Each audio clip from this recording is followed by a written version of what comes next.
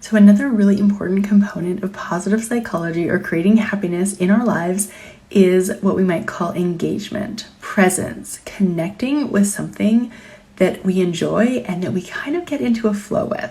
Now, with our teens these days and the constant social media, technology involvement in their lives, it is hard for them to spend as much time engaging in the world around them. Now, one of the ways we deal with that is by putting some restrictions on their access to phones or things like that.